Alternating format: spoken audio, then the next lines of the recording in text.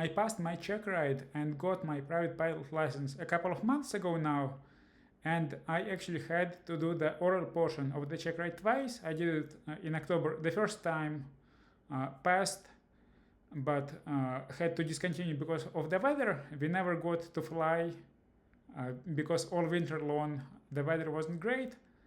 And then closer to the end of the winter in February, I got to do my Checkride again, passed the oral portion and passed the flight portion.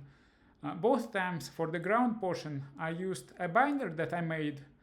I found it very useful both times, and in this video I will discuss the binder that I made. Before I dive into the details and show you my binder, I want to offer some thoughts about why I think having a binder might be a good idea. First of all, as I was preparing my binder, making it kind of forced me to review the material and think about which parts of the material are the most important and the most relevant ones.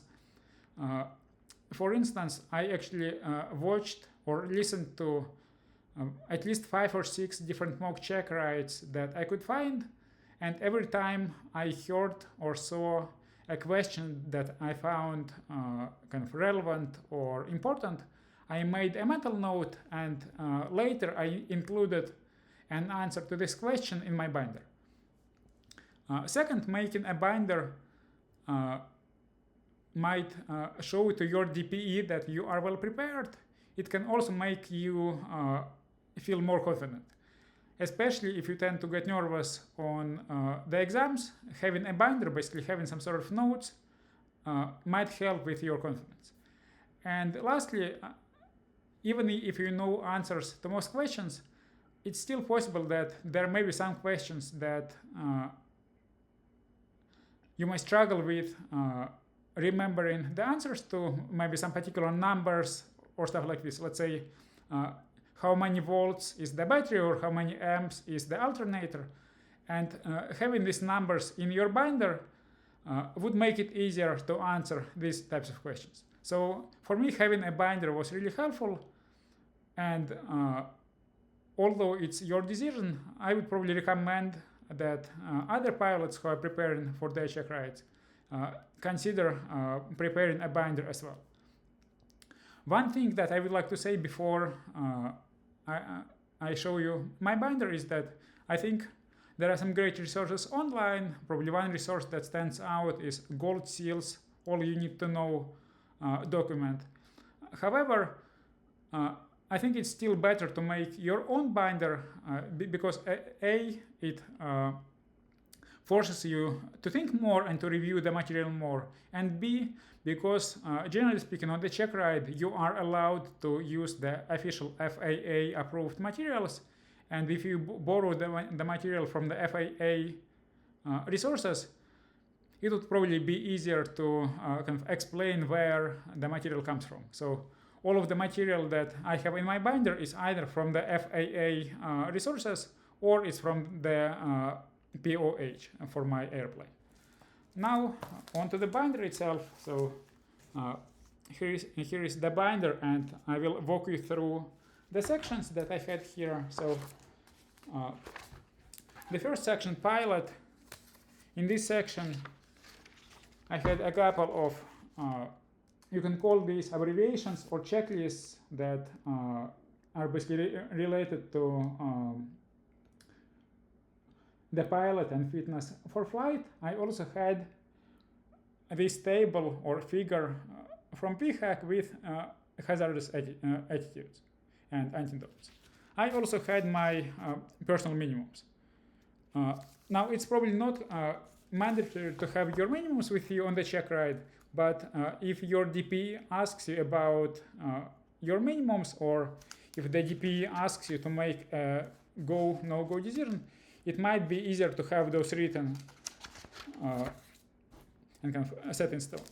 And then I had the information about medical certificates, their length, and what they are needed for, and some information about basic math.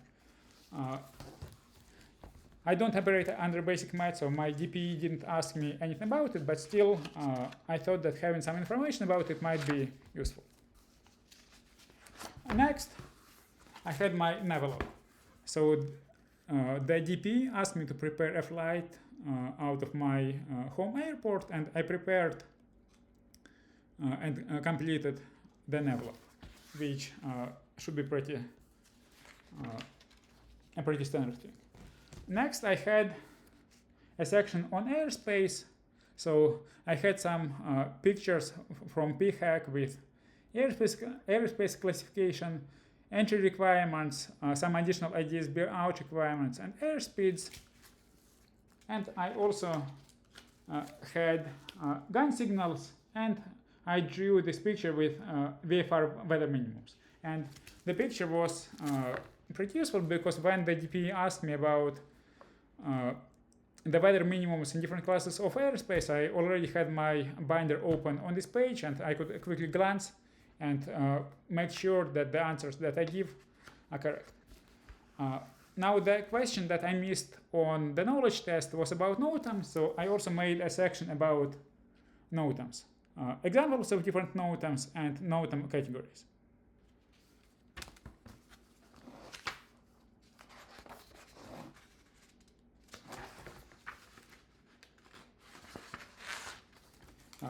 The next section is the weather section. Now, I did not print the weather brief for the flight. I did it in ForeFlight, and I had it in my email. I also had it saved in ForeFlight, and I showed it to the DPE and explained to him why I thought the weather on the day when we finally were going to fly was good for the flight. But here I just had some general information, again, mostly from the phack. Things like standard atmosphere or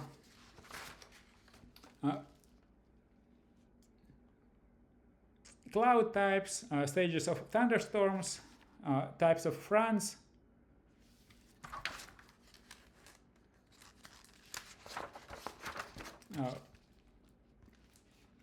various symbols that you can see on the weather charts, example meters, how to read a meter, example pyreps, and how to read a pyrep. And to be clear, I know how to read a meter, but just in case, let's say if the DPE asked, if the DPE showed to me some unusual meter or maybe some unusual pyrep, kind of instead of trying to guess, I thought it would be nice to actually have it all written down here.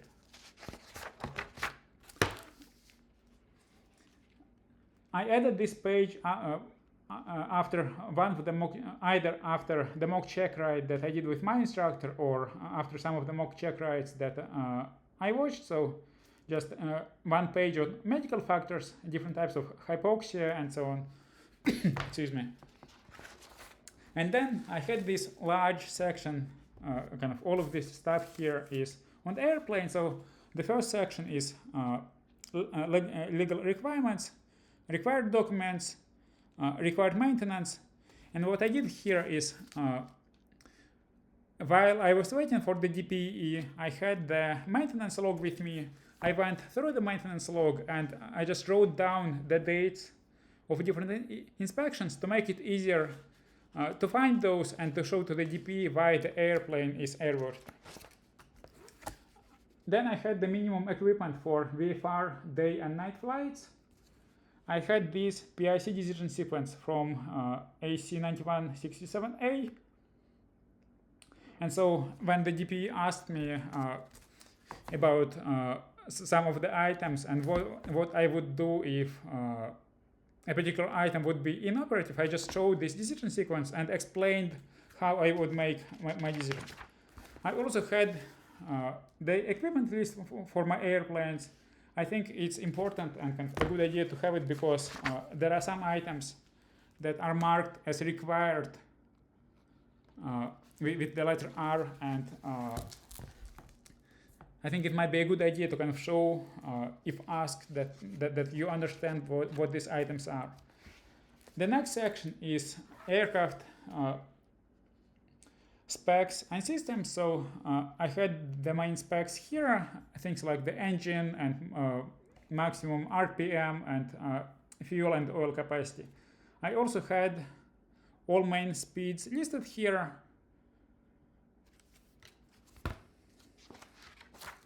And then I had these 2 pages on aircraft systems, so pretty much everything starting from flight controls to engine to electrical system, lighting and so on. And as I said before, when the DP asked me, let's say, about things like how many volts is the electrical system or how many amps is the alternator, I just opened this page, and as he was asking these questions, I just quickly glanced down, kind of double checked that the answers I was going to give were correct, and answered those questions. Then I had a section on weight and balance, so loading arrangements, the weight and balance that I computed for the flight, and then charts from the POH with the center of gravity envelope.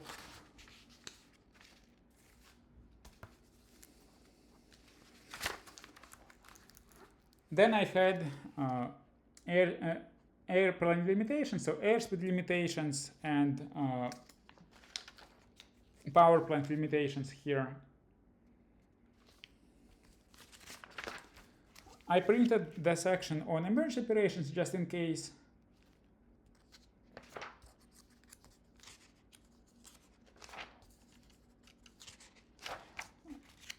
And then I printed the section, so normal procedures and also performance, so speeds for normal operation. And then things like airspeed calibration, stall speeds, takeoff distances for various weights,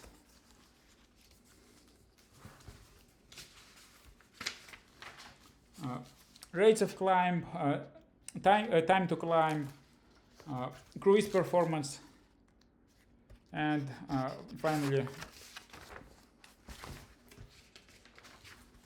on the last page, I have landing distances. And I felt pretty comfortable and confident on the Checkride. I feel like my binder covered pretty much all questions that the DP asked me both times on the ground portion. And as I said in the introduction, I think that preparing a binder is helpful both because it kind of encourages you to review the material and decide for you what's kind of most relevant and important, and also because it can be really useful on the oral exam itself. If you are preparing for your Checkride, good luck, and I hope you liked the video.